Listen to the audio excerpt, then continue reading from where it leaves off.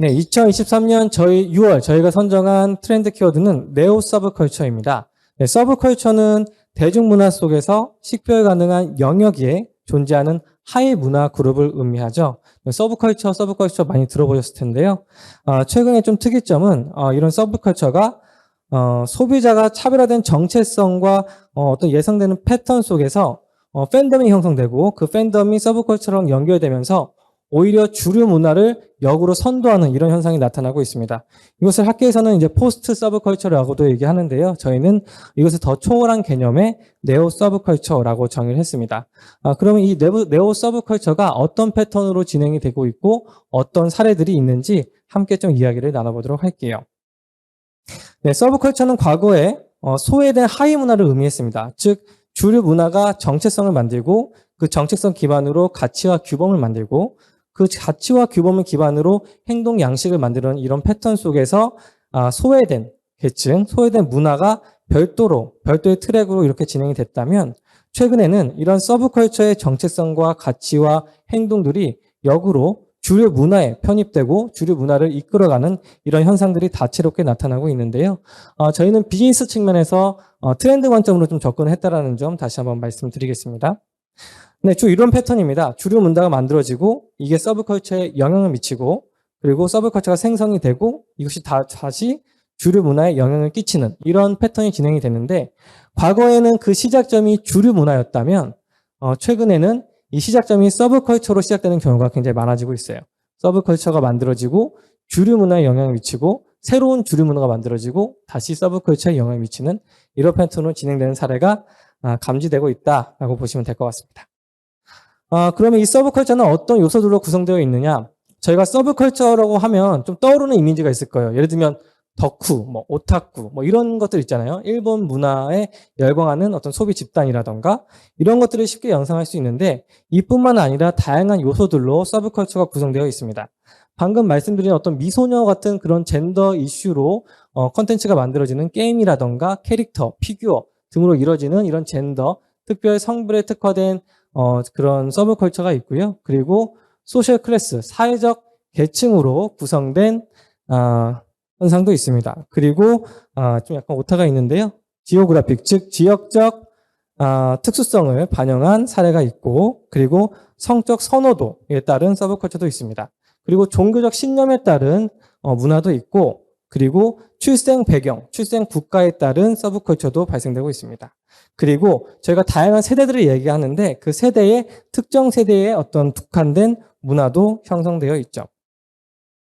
네, 이거를 이제 단계별로 좀 이야기를 좀 해보려고 하는데요. 먼저 성별, 즉 젠더로 관련된 서브컬처가 어떤 사례가 있는지를 좀 말씀드려 볼게요. 가장 대표적인 사례가 말씀드린 것처럼 게임입니다. 게임은 저희가 이제 아시는 분도 있고 관심이 많으신 분도 있겠지만 이런 서브컬처를 활용한 게임 장르는 한국, 중국, 일본에서 굉장히 큰 인기를 끌고 있고요. 이 서브컬처가 IP를 확장시키고 또 팬덤이 형성되면서 시장 자체가 굉장히 규모가 커지고 있습니다. 그리고 특이한 점이 이 매니아들이 이 게임을 할 뿐만 아니라 다른 게임도 교차로 이용하면서 시장 전체의 규모가 커지는 현상들이 나타나고 있죠. 대표적인 사례가 이 블루 아카이브인데요. 넥슨에서 만든 게임이고 지금 일본에서 엄청난 인기를 끌고 있습니다. 혹시 이 게임 아시는 분 있으신가요? 잘 모르시죠? 잘 모르시는 분들이 많으실 텐데 매니아분들은 굉장히 관심 많이 가져 하시고 네, 블루 아카이브라는 게임이에요. 일본에서 굉장히 인기를 끌고 있는데 얼마나 인기가 많으냐? 우선 일본 게임 시장에서 1위를 달성을 하였고요. 그런 어떤 여파에 이어서 다양한 비즈니스로 확장이 되고 있습니다. 이거는 블루 아카이브와 일본의 라멘 브랜드가 콜라보레이션을 한 사례인데요. 이 라면을 먹기 위해서 수많은 매니아들이 오픈런을 한 현상들이 나타났습니다.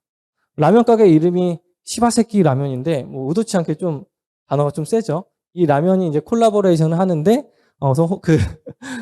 그 간판도 지금 그 블루 아카이브 이미지 그리고 들어가도 라면과 함께 캐릭터들이 이렇게 막 있다고 해요. 그래서 그것을 먹기 위해서 아침마다 이렇게 진풍경이 일어나고 있다고 해요. 그리고 블루 아카이브를 활용한 아트북 또한 아마존 도서에서 베스트셀러 1위를 차지하고 있고 그리고 블루 아카이브 OST도 조기 매진이 되고 다양한 미디어 믹스로 되면서 패키지 상품도 계속적으로 만들어지고 있다고 합니다. 이런 현상들이 시장이 엄청 큽니다. 조 단위 시장인데 우리가 그 서브컬처이기 때문에 관심이 없으면 이런 현상이 일어나고 있는지조차도 인지를 못하는 경우가 굉장히 많죠. 그리고 피규어 또한 유통 채널에서 다 판매 순위 1위를 할 정도로 굉장히 관심을 끌고 있죠. 네, 이런 어떤 젠더를 기반으로 한 게임 문화가 있고, 그 다음은 사회적 계층을 통한 서브 문화에 대해서 좀 말씀드려볼게요. 사회, 경제, 문화적 측면에서 소외 계층이 가지고 있는 문화 요소를 활용해서 디지털 팬덤 그리고 서브컬처 스타일을 활용해 차별화된 컨텐츠를 만드는 사례들이 늘어나고 있습니다. 대표적인 사례가 패션계에 있는데요. 저희 MZ세대 혹은 젊은 세대들이 가장 좋아하는 브랜드들, 예를 들면 구찌라든가 베트멍, 발렌시아가, 오프화이트 이런 브랜드들은 하나의 공통된 특성이 있습니다. 아주 트렌디한 크리에이티브 디렉터가 영입되면서 완전히 브랜드를 리뉴얼한 그런 현상들이 나타났는데 알렉산드로 미켈레, 뎀나 즈바잘리아 그리고 버질 아블로 이런 어떤 대표적인 크리에이터들이 서브컬처를 활용해서 럭셔리 브랜드와 병합된 새로운 이미지를 만들어내고 거기에서 새로운 팬덤들의 현상이 나타나고 있습니다. 사례를 통해서 좀 말씀 들어볼게요. 먼저 알렉산드로 미켈레. 구찌가 한참 이제 뭐 인기가 있었지만 최근 한 10년 전만 하더라도 굉장히 사양으로 들어가는 그런 추세였죠. 하지만 이 알렉산드로 미켈레가 서브컬처, 특히 뭐 스케이트보드라던가 혹은 뭐 힙스터라던가 이런 서브컬처의 어떤 속성과 기호들을 브랜드에 녹여내면서 구찌가 굉장히 젊어진 브랜드로 탈바꿈됐습니다. 그 이후로 MZ세대에 엄청난 팬덤이 생겼고 시장도 굉장히 커지는 현상이 나타났습니다. 예를 들면 그건 이렇게 이야기하는데 몇 년 전까지만 해도 비주류로 여겨졌던 이런 서브컬처가 하이엔드 패션과 콜라보레이션 되고 재해석되면서 새롭게 주목받는 현상들이 나타나고 있다는 것이죠. 그 알렉산드로 미켈레 같은 경우에는 여기 보시면 보드, 스케이트보더 1970년대 스케이트보더들의 이미지 그런 컨셉들을 차용해서 새로운 컨셉을 만들어냈습니다. 이런 느낌입니다. 저 이전에 그 구찌에서 느낄 수 없었던 그런 약간 힙한 느낌, 트렌디한 느낌들을 반영함에 따라서 젊은 세대들의 어떤 열광적인 지지를 이끌어낸 것이죠. 다음은 뎀나 즈바잘리아. 이름이 굉장히 어렵죠? 저도 되게 생소한데 리서치를 하면서 알게 됐는데 이분이 엄청난 영향을 미쳤더라고요. 이분이 관리했던 브랜드는 여러분 많이 아시는 베트멍 그리고 발렌시아가인데요. 이분은 이제 저항 문화 그리고 하이 문화로 여겨졌던 힙스터룩 이런 것들을 럭셔리 브랜드에 편입시키면서 아주 센세이션을 일으켰죠.